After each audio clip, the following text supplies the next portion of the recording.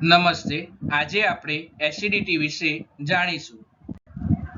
Acidity થવાના મુખ્ય કારણો. ખોરાક સંબંધિત કારણો.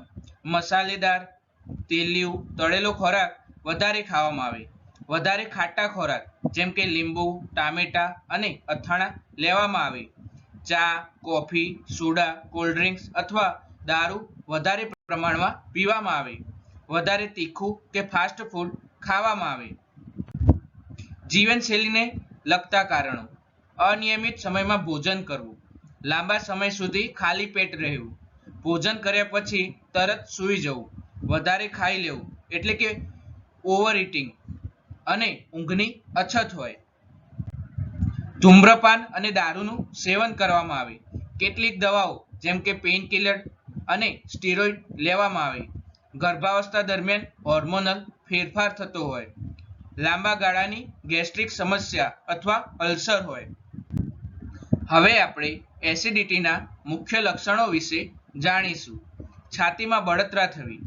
ખાવા પછી અથવા ખાલી પેટે છાતીમાં કે ગળામાં જલન થતી હોય તેવું લાગી શકે છે. ખાટા ડકાર આવવા. ખાટા કે કડવો સ્વાદ મોઢામાં આવતો હોય તેવું લાગી શકતું હોય છે. પેટમાં ભારેપણું લાગવું. ખાવા પછી પેટ ભારે લાગતું હોય તેવું થઈ શકે છે. પેટનો દુખાવો અથવા અસ્વસ્થતા અનુભવવી. મોઢામાં કડવાશ થવી. ઘણા ડકાર આવવા. ઉલટી થવાની ઈચ્છા થવી. ગળામાં બળતરા અથવા સુકાપો થવો એટલે કે ગળું કોરું પડી જવું. ભૂખમાં ઘટાડો થવો. લાંબા ગાળે ગેસ્ટ્રિક અલ્સર પણ જોવા મળે છે. ખાંસી કે ગળામાં દુખાવો પણ થઈ શકે છે. હવે આપણે એસિડિટીને દૂર કરવા માટેના ઉપાયો વિશે જાણીશું. પાણી પીવું. ઠંડુ કે નોર્મલ પાણી ધીમે ધીમે પીવાથી એસિડિટી શાંત થતી હોય છે. સવારમાં વાસી મોઢે પાણી પીવું પણ ફાયદાકારક ગણવામાં આવે છે. છાશ. ભોજન પછી 1 ગ્લાસ છાશમાં થોડું જીરું અને હળવું મીઠું નાખીને પીવું જોઈએ. તુલસીના પાન. 4 થી 5 તુલસીના પાન ચાવવાથી એસિડિટીમાં ઘટાડો થતો હોય છે. સફેદ જીરું. ભૂંજેલા જીરાનું ચૂર્ણ પાણી સાથે લેવાથી જલન ઘટે છે. ગોળ અને સોંફ. ગોળ સાથે સોંફ ખાવાથી પેટ ઠંડુ રહે છે. નારિયેળનું પાણી. દિવસમાં 1 કે 2 વાર નારિયેળનું પાણી પીવું ઉત્તમ ગણવામાં આવે છે. ઇલાયચી. ઇલાયચી ચાવવાથી કે તેનું પાણી પીવાથી પેટની બળતરા ઓછી થતી હોય તેવું બની શકે છે.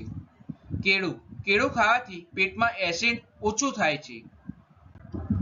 હવે આપણે એસિડિટીને દૂર કરવા માટેના આયુર્વેદિક ઉપાયો વિશે જાણીશું. આમળા. આમળા પિત્ત દોષને શાંત કરે છે. રોજ સવાર સાંજ આમળાનો પાવડર 1 ચમચી ગરમ પાણી સાથે લેવાથી એસિડિટીમાં ઘટાડો થતો હોય છે. યષ્ટિમધુ એટલે કે મુલેઠી. યષ્ટિમધીનું ચૂર્ણ અડધી ચમચી મધ સાથે લેવાથી ગળા અને પેટની બળતરામાં ઘટાડો થતો હોય છે. શતાવરી ચૂર્ણ. 1 ચમચી શતાવરી ચૂર્ણ ગરમ દૂધ સાથે લેવાથી પિત્ત શાંત થાય છે અને એસિડિટીમાં ઘટાડો થતો હોય છે. ગુલકંદ. ગુલકંદ ઠંડક આપે છે. તેને દૂધ સાથે લેવાથી બળતરા ઝડપથી ઓછી થતી હોય છે. ધાત્રી લેહમ.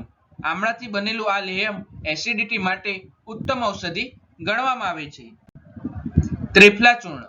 રાતે સૂતા પહેલા ગરમ પાણી સાથે ત્રિફલા લેવું જોઈએ. તે પાચનને સુધારે છે અને પિત્ત દોષને સંતુલિત કરવામાં મદદ કરે છે. તુલસીના પાન. તુલસીના પાન ચાવવાથી જલન અને એસિડિટીમાં શાંતિ મળે છે.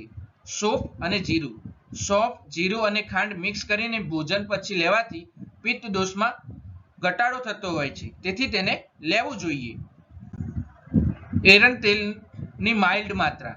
પિત્ત વધારે હોય ત્યારે આયુર્વેદિક ડોક્ટરની સલાહથી એરંડ તેલ વાપરી શકાય છે.